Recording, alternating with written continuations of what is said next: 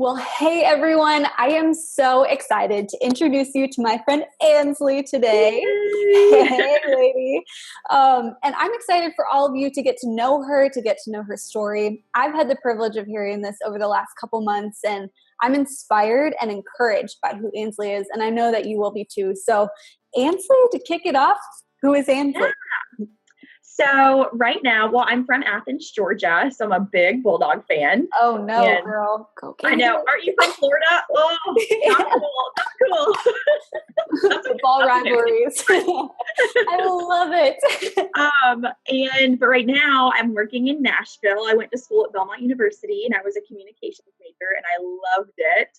I love like getting to know people and knowing their personalities, and I'm a big fan of personality tests and like all that stuff. And I love that. Some fun facts are that I've been skiing since I was 2. Even being from Georgia, which is very weird. There's no snow in the South. But I love skiing. My dad taught me when I was 2, and I was like in between his legs when I was little. And I also love reading. Right now, I'm reading like about tidying and like making things clean and like fresh so that you can feel refreshed and like loving everything in your own home. And also, I love Shauna Nyquist. She's one of my favorites. Me too. So, I love her. I just read Bread and Wine, and I'm just like life changed. For real. Oh my goodness. I Have you read her book, Bittersweet? No, I haven't. That's on my list, and I just pre-ordered Present Over Perfect. Yay! So anyways, love her.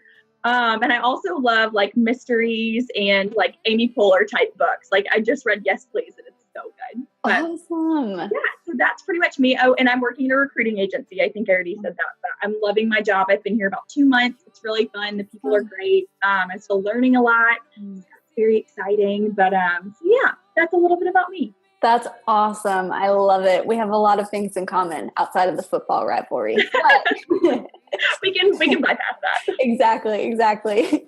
Well, hey, I've heard your story and I've had the privilege of that. And I'd love for you to just take a couple minutes to share your story with BecomingMe.TV. Yeah. So my family consists of my mom and my dad and my older sister. She's 3 years older, and I totally look up to her. She's the best. We've always been really close, and I love her so much. And my parents are wonderful. And I grew up in a Christian home. We always went to church, but I really considered my walk with Jesus starting in college, because that's kind of how I really found out who he was and what he meant in my life. And I had a lot of really amazing girls who showed me Jesus. And even in my church now, I have a lot of older women, or like older than me women, who really speak into my life. And that's been really special. And so I'll get right to it. What we've talked about a lot is that in November of 2014, I was diagnosed with depression, and starting my Christian journey in college and then my senior year being diagnosed with depression, I was still fumbling a lot with who Jesus was and what that meant. And even those 3 years, in high school, I struggled a lot with kind of loneliness and sadness. And I've always had a really incredible life. So I felt a lot of guilt and shame for feeling sad, because I really had no reason to. And even though the depression kind of defined it, it still brought on a whole new wave of guilt for having that and not really feeling like I had any reason to feel it. And it wasn't until my counselor said it out loud that I really kind of admitted it to myself, because it's always been a word that I've tried to avoid, because my nickname growing up was Sunshine.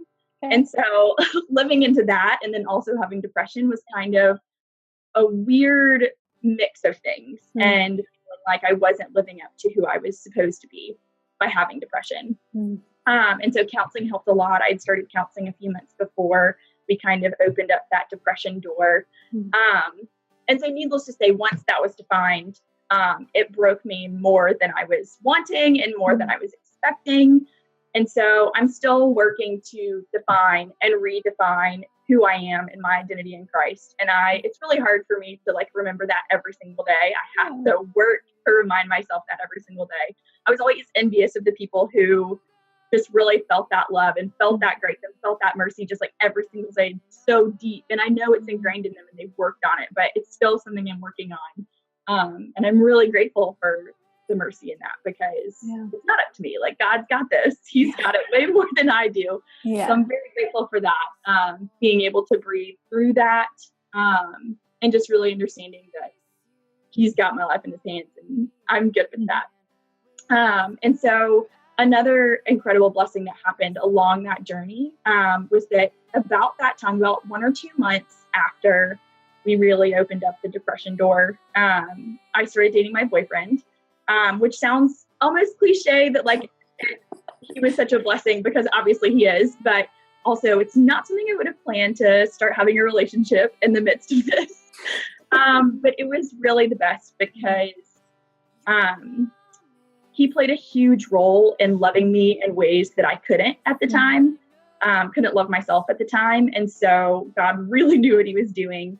And it also opened up a part of our relationship and sharing and being vulnerable with each other that I also wouldn't have planned. Being able to share those kinds of things in the very beginning was really important. So I'm really grateful for him. And now we've been dating for about 1.5 years. So we're still together, which is exciting. That's awesome. But yeah, so I'm actually surprised I didn't cry. I haven't talked about this like very openly in a while, but or this openly. Yeah. But I also think that like what's helped me a lot is counseling. And I think that there's such a stigma around that. And one day I would love to become a counselor, particularly in addiction. That's one of my other like loves. My dad works at a drug treatment clinic. And that's really awesome. And I love getting to humanize people, even if they make mistakes. And that's how I am. I'm just as broken as they are, just in really different ways and very similar ways as well. Yep. So this whole like learning process is still a process. And it's actually interesting because I'm on my lunch break right now and I'm in work, and it's not really something you talk about at work. It's right. like navigation as well. But it's been, I love, it sounds so weird, but I love that I've come so far out of my depression because I like love it. And I love that I'm still in it, but it's given me a way to connect with women that were already in my life. And it just kind of opened up a new story for us and a new depth of our relationships. So that's been really, really cool. And I wish we talked about it more. I wish it was something that was more that I didn't feel like if I told people, they would kind of see me through that lens. Because I am happy. I love smiling. I love meeting new people. I love getting to know new people. And that's also a big part of my life. And getting to mesh those all in one person and life experience has been a journey, but has been a really great one too. So that's awesome. I love how, because I couldn't agree with you more. Like, I wish that we talked about this so much more, because a lot of women feel like they have to hide it. And that's where I respect you so much for being like, okay, I'll talk about it. And I just think that you are so much stronger than maybe you think you are.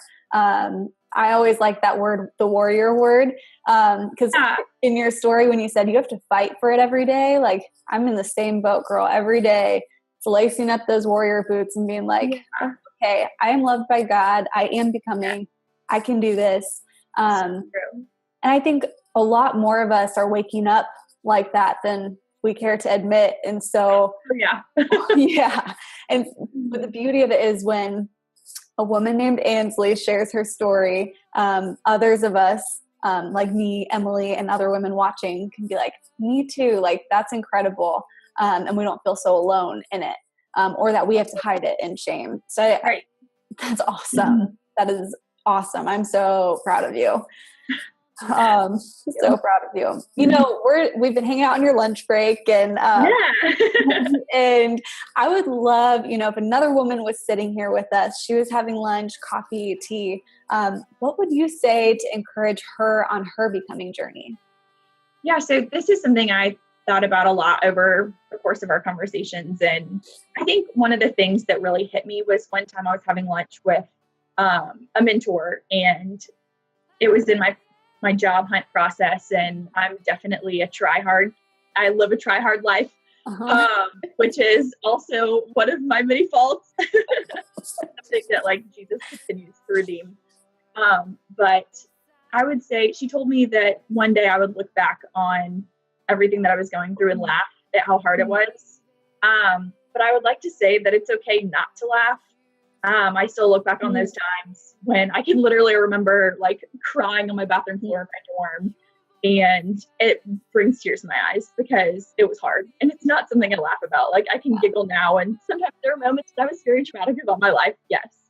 But those hard times, I think it's okay to look back and remember that they were hard, because that is what is going to connect you to other people, and has connected me with other people, and is what brings me closer to people I love, and really brings like a really sweet empathy to small groups and connections with people in life in general. And I don't think there's any need to belittle pain, because that is only another reason to suppress like depression and suppress anxiety and suppress all of those things that have a stigma attached to them. And so I think that's the biggest thing, is that don't let others belittle your pain, even if you love those people. They really are just trying to do it to love you and help you. But if you open up to them and say, no, this really sucks, and you don't always have to laugh about it. I think that's the best thing. I've had to tell myself that. And so I think that giving that advice would be something I would tell someone else, at least at this point in my life. No, that's huge. That's really good. I've never heard it even explained that way. And I love how you explained it, that you don't have to laugh about it, and to not belittle or diminish your pain, because it's very real. And you can look back on it, and it's what makes you strong and makes you who you are. And, but you don't have to make light of it, because it wasn't a light moment in your life. Exactly. Yeah, that's huge, huge. Thank you so much for just your bravery and courage, and you laced up your warrior boots today and sharing your story and talking about something that, you know, by other people's standards might not be something people talk about. But I love that you looked past that and said, this is my story. This is what other women's story is. And this is what we're going through. Let's talk about it. And I love that. And I also know, one, you've encouraged me, but I know there are countless women who are watching your story going, man, Ansley, me too. And you're giving them so much freedom to be who they are, and to not diminish what they're going through, but to be able to rise up courageously in the midst of it. So thank you. Thank you. Thank you for sharing your story. Of course. For all of you watching, like, connect with Ansley online, follow her on social media, because as she shared in her story, we're not alone in what we're going through. And so comment on the blog or comment on the posts that Ansley's in with her story, and connect with her, share what you're going through. I know that would bring her joy, and you, and all of us knowing that we're not alone and we are better together. So thank you. Thank you. This was so great.